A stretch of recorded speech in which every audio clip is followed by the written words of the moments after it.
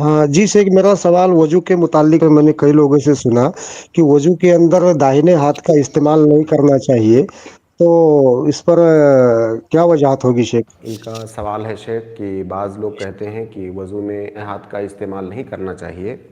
ये सरासर शरीयत के उसूलों के ख़िलाफ़ है और जो वाक़े है उसके भी ख़िलाफ़ है। शरीयत के उसूलों के ख़िलाफ़ कैसे है? वो ऐसे कि अल्लाह के नबी सल्लल्लाहु अलैहि वसल्लम की हदीस है, आयशा रज़ियल्लाहु ताला अन्हा की रिवायत है, कान नबी सल्लल्लाहु अलैहि वसल्लम युहिब्बुत तयामुना फ़ी शानिही कुल्लिही, या इस तरह के अल्फाज हैं कि अल्लाह के नबी सल्लल्लाहु अलैहि वसल्लम हर अच्छा काम दाएं तरफ से करना पसंद करते थे।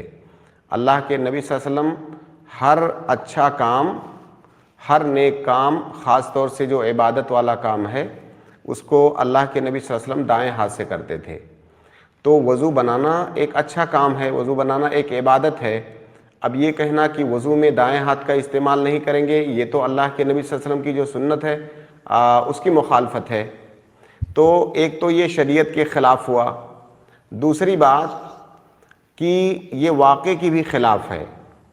वज़ू के अंदर हमें बाएं हाथ को भी धोना है। आप बताइए कि आप बाएं हाथ को किस हाथ से धोएंगे?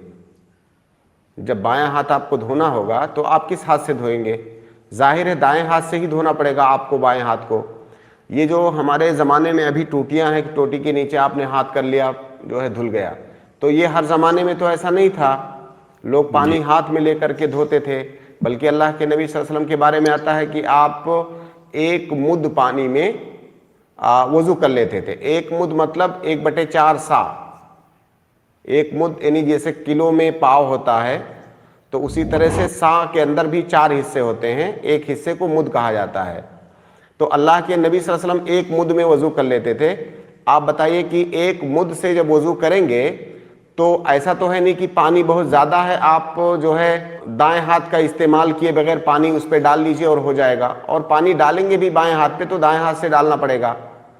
तो एक मुद्द पानी से वज़ू करने का मतलब ये हुआ कि दाएं हाथ में पानी लेकर के बाएं हाथ को धोना पड़ेगा। तो ये शरीयत के उसूलों के भी ख़िलाफ़ है, तयामुन जो है, तयामुन का हुक्म, और ये वाक़े की भी ख़िलाफ़ है। लिहाजा इसकी कोई पाबंदी नहीं है कि आपको किस हाथ से धोना है। जिस हाथ की जहाँ पर ज़रूरत पड़े उस हाथ से आपको वज़ू में आज़ाए वज़ू को धोना है। तो शेख, इसमें फिर आखिर में जो पैर धोते हैं तो दाहिने हाथ का इस्तेमाल पैर धोने के लिए कर सकते हैं? आप बताइए कि पैर धोना क्या वज़ू का हिस्सा है कि नहीं? जी बिल्कुल।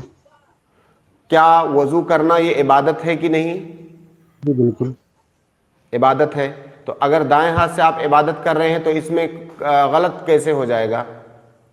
जी शेख, तो मुझे ये इसलिए ख्याल आपको था। जिस हाथ से आपको आसानी हो उस हाथ से धोएं।